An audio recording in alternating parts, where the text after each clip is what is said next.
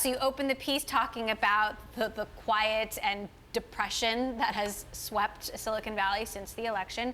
And I'm curious, what do you mean by an empathy vacuum? Explain. I feel that, in the aftermath of the election, the response from Silicon Valley was as if we could have done more, or as if we could have given more money. And there was a lot of sense of self-righteousness about as if we didn't do enough from the point of election. And there was a lot of debate on Facebook and Twitter, and people who have called friends. It's still happening. And for me, it was like I took a week to kind of step back and say, wait, why are we not talking about what is the actual cause of why a large portion of our society voted a certain way? And the more you realize it, it is coming from the place of people have very little hope, they have no jobs, the economic prospects are dark, and people are fearful. And to kind of make it all about Silicon Valley is the wrong way to think about it.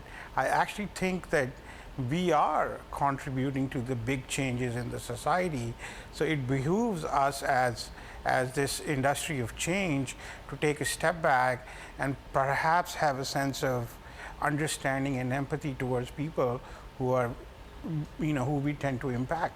Mark Cuban, who is a huge Hillary supporter, tweeted, "We all need to give President-elect Trump a chance, support the good, lobby against what we disagree on. No one is bigger than us all." I wonder, empathy to what extent? If, some of these folks are in jobs and industries that are outdated, do we do this to the extent of holding back progress and holding back innovation? I have never said that we should hold back progress. We are, and I'm a big believer in disruption on an ongoing basis. It's not, I've made a life and a career out of it. But when I say empathy, we need to actually understand what are the changes which are happening, where they are happening, and are there any things we can do in order to ease some of the pain.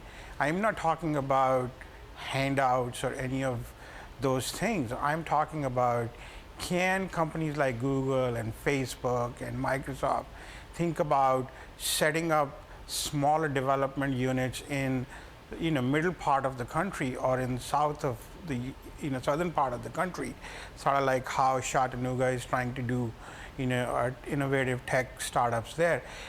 Because even in smaller places, even 2,000 jobs have a knock-on impact on rest of the economy.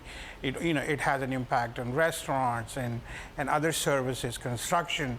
So you bring, it's not going to replace every single job, but it does give some direction of hope to people.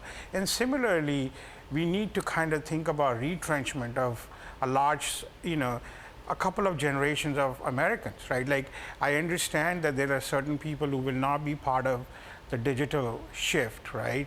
But there is a lot of people who are in their late 30s to mid 40s who also need to transition, right? And I think we need to be thinking about, can we redeploy them in a different part of the workforce?